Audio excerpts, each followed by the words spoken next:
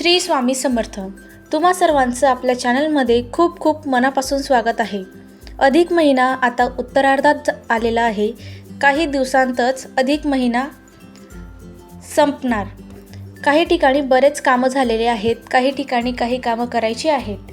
अधिक महिना ज्याला पुरुषोत्तम मास, मलमास किंवा धोंड्याचा महिना आपण या नावाने म्हणत असतो किंवा ओळखत असतो. अधिक महिन्यात जेवढं जास्त तुम्ही कर्मफळ कराल तेवढं जास्त तुम्हाला त्याचं चांगलं पुण्यफळ मिळत असतं म्हटलं गेलं आहे. आणि अगदी एवढी जरी सेवा केली तरी 100 पटीने त्याचं फळ आपल्याला मिळत असतं. मग आता बऱ्याच घरात सत्यनारायण करून झालं असेल, काही घरात कुळदेवीची सेवा करून झाली असेल किंवा काही ठिकाणी कुळदेवीची मूळ पीठावर जाऊन देवीचा मानपान करून झालेला असेल. काही ठिकाणी सत्यनारायण झाला असेल, काही ठिकाणी भगवान विष्णूंची अखंड सेवा चालू असेल. प्रत्येकजण आपापल्या परीने सांसारिक अडचणी, सांसारिक जबाबदाऱ्या पार पाडून सेवा करत असतात आणि अर्थात परमेश्वर त्या सेवा करून घेत असतो. आपल्याकडून ही सेवा करून त्यांना खूप आनंद मिळतो. आपल्याला भारी वाटते की आज माझ्याकडून एवढी सेवा घडली. भले आपण किती पण अडचणीत असो किंवा कितीही विचारात असो, जेव्हा अशा मनासारख्या गोष्टी घडतात, ज्याला मनात आपल्याला आनंद मिळतो, अशा जेव्हा गोष्टी घडतात तेव्हा खूप प्रसन्न वाटते. बऱ्याच घरात विष्णूंची सेवा चालू असेल किंवा होणार असेल, कारण अजूनही म्हटलं तरी पण 10-12 एक दिवस अजून आहेत. पण काही काम आहे किंवा काही गोष्टी आहेत ज्या करणं खरंच महत्त्वाचे आहेत, तरच कदाचित या संपूर्ण अधिक महिन्याचे पुण्य आपल्याला मिळेल. आता आपण सेवा तर करत असतो, पण अधिक महिना हा दानासाठीही ओळखला जातो. आपण आपल्या घरच्यांना म्हणजे मग आपल्या लेकीला, कारण लेक आणि जावई हे साक्षात लक्ष्मीनारायणाचं जोडं मानलं जातं आणि त्यांना वाण देणं, त्यांना वाण लावणं, आपण ह्या गोष्टी करत असतो. यथाशक्ती वाण देत असतो, यथाशक्ती तोंडा करत असतो आणि तो समोरच्याने सुद्धा यथाशक्ती स्वीकारावा. आता सगळ्यात महत्त्वाचं येतं दान, म्हणजे आपण 33 अनारसे दान करत असतो, 33 बत्ताशे दान करत असतो, 33 दीप दान करत असतो. आणि जोपर्यंत दीपदान होत नाही तोपर्यंत या संपूर्ण अधिक मासाचं फळ मिळत नाही. काही ठिकाणी काही घरात खूप छान परंपरा आहे. 33 देवांना जाऊन दीपदान आपण करत असतो. पण आता हे 33 देव कोणते तर बघा, लक्षात घ्या. आपल्या यथाशक्तीची, आता समजा मी रामाच्या मंदिरात गेली, मी कृष्णाचे कारण अर्थात भगवान विष्णूंच्या अंमलाखाली हा महिना येतो. मग बरेच लोक रामाला किंवा कृष्णाला वाण देत असतात, म्हणजे ज्याला आपण वाण देणं म्हणतो. तांब्याचा दिवा दान करत असतात. मग काही लोक 33 देवांना दीप दान करत असतात, तर काही लोक 33 वाती बनवून एकाच देवाला दीपदान करत असतात. आता हे सगळं तुमच्यावर आहे. तुम्ही ज्या देवाला मानता तिथे जाऊन तुम्हाला दीपदान करायचं असतं.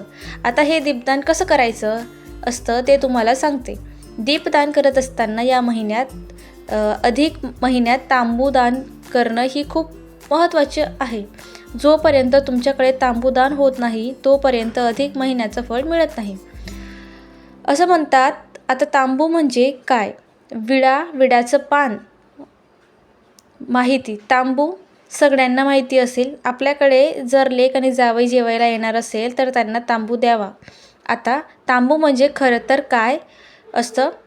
आपण जेव्हा माहूरला जातो तेव्हा सगळं पानाचं एक खट्टी साठा असतो, तो कुटला जातो आणि त्याचं दान केलं जातं. मग आता तुम्ही तुमच्या घरातल्या घरात तुम्ही तांबू करू शकता किंवा जे पानवाले काका आहेत त्यांच्याकडे त्यांना सांगायचं की मला तुम्ही तांबू बनवून द्या. मग आता हे तांबू तुम्ही दान करू शकतात. तुम्ही कुठल्याही मंदिरात जाऊन तुम्ही दान करू शकतात. आता मी इथं माहूरच्या गेली होती, माहूरचालाच तो एक तांबू दान झाला आणि अर्थात आपल्यास त्याचा प्रसाद पण देतात. तांबू दान करणं खूप महत्त्वाचं आहे. या महिन्यात ना शुद्ध गाईचे तूप दान करणं खूप महत्त्वाचं आहे. गोदान खूप महत्त्वाचं आहे. आता गोदान तर आपण करू शकत नाही. गाईची मूर्ती, मग ती तांब्याची असो चांगली व्यवस्थित ती तुमची गुरुजींना आवर्जून दान करू शकतात. दीपदान पण तुम्ही गुरुजींना करू शकतात. तुम्ही अगदी तांबूलही गुरुजींना दान करू शकता. तुमची इच्छा, जर कोणी घरात येणार असेल, कोणीतरी तुमच्याकडे धोंड्याला येणार असेल, त्यांना पण तुम्ही गोदान देऊ शकता किंवा गुरुजींना दिलं तरी अतिउत्तम. कारण काय होतं ना, बऱ्याच वेळा असं होतं मग ताई, मग ते गाय वासरू आहे त्याचं काय करायचं. मग आई एकदा आपल्याला ऑलरेडी एवढ्या वस्तू देत असते. मग त्यांनाही सांगा, जर तुम्हाला गोदान करायचं असेल तर गाईची मूर्ती तुम्ही कुठल्याही गुरुजींना दान करू शकतात. याच्याबरोबर जेव्हा आपण दीपदान करतो ना, बरेच लोकांना तुपाचा दिवा लावतात आणि तो दान करतात. आता खरं तर गंगे म्हणजे नदीकाठी जे वाहतं पाणी ना, तिथे पण दीपदान करायचं असतं. आता प्रत्येक गावात वाहतं पाणी आहे का? नाही. मग तुम्ही ज्या देवाला मानता तिथे तुम्ही 33 दिवे लावू शकता. ते बारीक बारीक दिवे मिळतात बघा. तांब्याची यथाशक्ती करायची असतं. मग बारीक बारीक दिवे छानपैकी दीपदान करायचं आहे. आणि हे करून काय मिळणार आहे, तर हे करून काय मिळणार आहे, तर अर्थातच आनंद मिळणार आहे. आणि या सेवेचे कर्मफळ तुम्हाला अधिक असते नक्कीच मिळणार आहे. ज्या ठिकाणी अडचणी आहेत आपल्या, त्या कामी होण्यास मदत होतात. आता हे सगळं झाल्यावर सगळ्यात महत्त्वाचं येतं की ताई, आजकाल आपण गंगेच्या ठिकाणी जरी गेलं तरी निर्माल्यात आपल्याला काही ठिकाणी दीपदान म्हणजे आता आम्ही जर गंगेवर गेले तर डायरेक्ट आपण पाणी, म्हणजे आता तर पाणी खूप कमी झालं आहे, पण आता पाऊस झाल्यामुळे त्या गंगेला पाणी वाढेल. मग आपण दीपदान करू शकतो आणि ते हळूहळू जातं. तेवढी ती स्वच्छता पण राखली जाते. पण आपल्या मनात असतं की बापरे, या पाण्यात मी टाकत आहे, मग निर्माल्य होणार किंवा पाणी पण दूषित होणार. मग अशा वेळेस तिथे जवळपास तुम्ही दीपदान करू शकता. जेवढं होईल तेवढं तो दीपदान प्रज्वलित होतं. किंवा ज्यांना वाटते की ते आमच्या घराजवळ नदीकाठी नाही आहे, तर ती कुठलं पण नदीकाठ नाही आहे, मग तुम्ही कुठल्याही मंदिरात जाऊन तुम्ही दीपदान करू शकतात.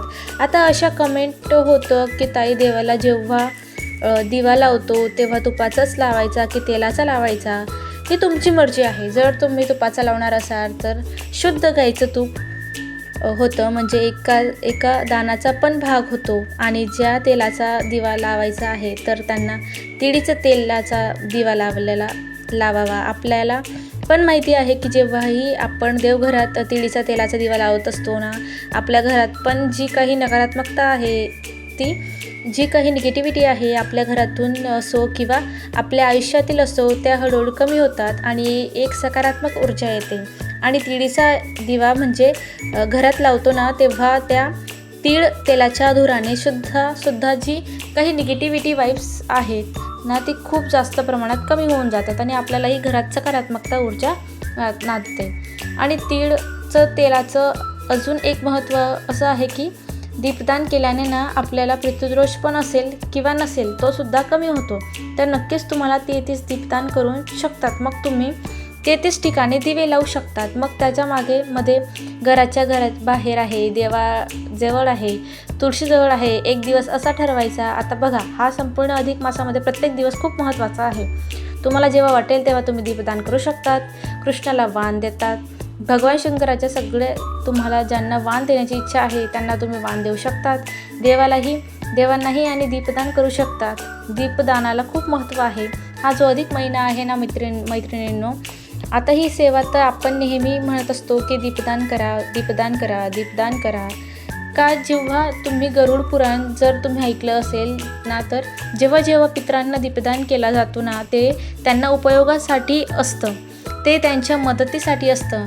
आणि आपण दीपदान करून काहीच मागू नका. जेव्हा आपण एखादी गोष्ट दान करत असतो ना, आणि आपण तेवढे पात्रतेची नाही आहेत की आपण काहीतरी मोठं दान करू, पण जेवढं होईल तेवढं दान करत असतो ना, तेव्हा फक्त कृतज्ञता असावी, फक्त ग्रॅटिट्यूड असावा की जे काही दिलं आहे त्याच्यासाठी धन्यवाद. आणि मी तुम्हाला पण सांगेल की तुम्हाला जर दीपदान करायची इच्छा असेल यथाशक्ती, किंवा तुमची जर असेल तांब्याचे मोठे दिवे पण तुम्ही दान करू शकतात. आता म्हणा ताई, मग आम्ही पंत्या दान करू का? म्हणजे पंतीमध्ये नाही, ते तांब्याचं ते बारीक येतं बघा, 20 रुपयाला 12 किंवा 40 रुपयाला 12 दिवे अगदी बारीक आहेत, तेही तुम्ही दान करू शकतात, हरकत नाही. आपण यथाशक्ती करतो ना, ते खूप महत्त्वाचं आहे. जेवढं जमेल तेवढी सेवा करायचा प्रयत्न करावा. आणि दान धर्म दीपदान खूप महत्त्वाचं आहे, कारण हा जो महिना आहे ना मैत्रिणींनो, तर हा 33 महिन्यांनीच आहे. बराच वेळ असं ऐकलं जातं, घे ग बाई धोंडा करून, किंवा देतोय तर घे ग बाई, पुढच्या तोंडाला आपण आम्ही राहतो नाही राहत. तर असं नाही आहे. प्रत्येकाला चांगलं आयुष्य मिळावं, पण आपल्याला पण म्हणजे पुढच्या धोंड्याला आपण पण आपलं पण काही सांगू शकत नाही. तर हा धोंडा भेटला आहे, दीपदान करायला मिळाला आहे, याचाच आनंद व्यक्त करावा आणि दीपदान करावं. कारण जे काही करू ते आपल्यासोबत येतं आणि परमेश्वर आपल्याला भरभरून देत असतो, यात काही शंका नाही. तर आजच्या फक्त इतकं झालेली सेवा स्वामींच्या चरणी मी रुजू करते आणि आज व्हिडिओ इथेच थांबवते. व्हिडिओ आवडला असेल तर व्हिडिओला लाईक करा, चॅनलला सबस्क्राईब करा, बेल आयकॉन नक्की प्रेस करा. पुन्हा भेटूया अशाच नवीन माहितीपूर्ण व्हिडिओमध्ये. धन्यवाद. श्री स्वामी समर्थ.